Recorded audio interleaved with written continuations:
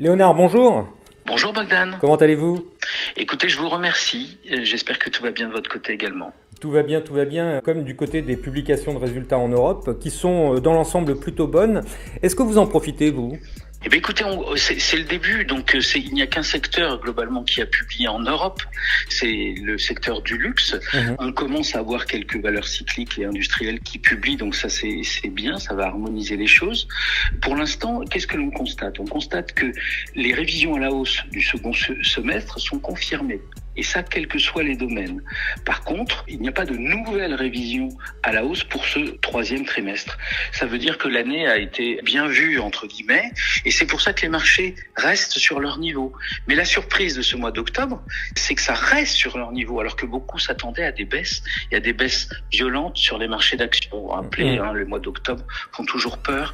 Et quand on les avait entamés avec du Evergrande, vous savez, l'histoire chinoise, les faillites chinoises, quand on l'a entamé avec du ralentissement économique évoqué, tout ça, tout le monde avait peur. La surprise, c'est que pour l'instant, ce mois d'octobre est un bon millésime.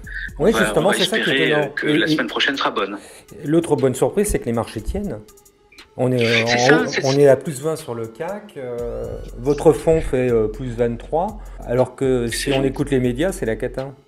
Vous avez raison, c'est-à-dire qu'il y a beaucoup de peur dans le marché autour de l'idée que l'immobilier chinois était mal en point, que la croissance économique aux États-Unis et en Chine était en train de ralentir.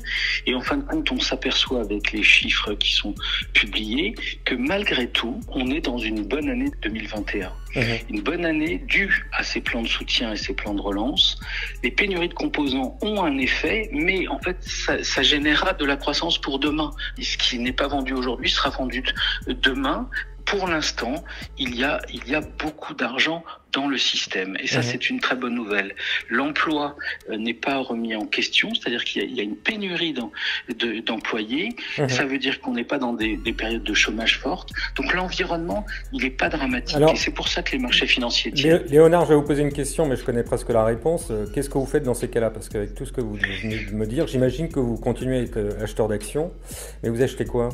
Écoutez, entre la pénurie de composants, la demande qui est forte avec les plans de soutien et les plans de relance, eh bien, nous considérons que progressivement, les taux d'intérêt long terme doivent remonter à petits pas, mais ils doivent remonter. Et dans ce cadre-là, ça fait, entre guillemets, ça alimente des potentiels de hausse sur les valeurs financières et d'une manière différente sur certaines valeurs des matières premières, comme vous pouvez l'imaginer. Regardez comme le pétrole a rebondi. Ça ne se fait pas en ligne droite, mais ça se fait à pas compter, et c'est sur ces véhicules que nous continuons d'investir. Donc on n'est pas très original d'une semaine à l'autre, mais on continue de voir du potentiel sur certains groupes de valeurs sur lesquels on doit investir.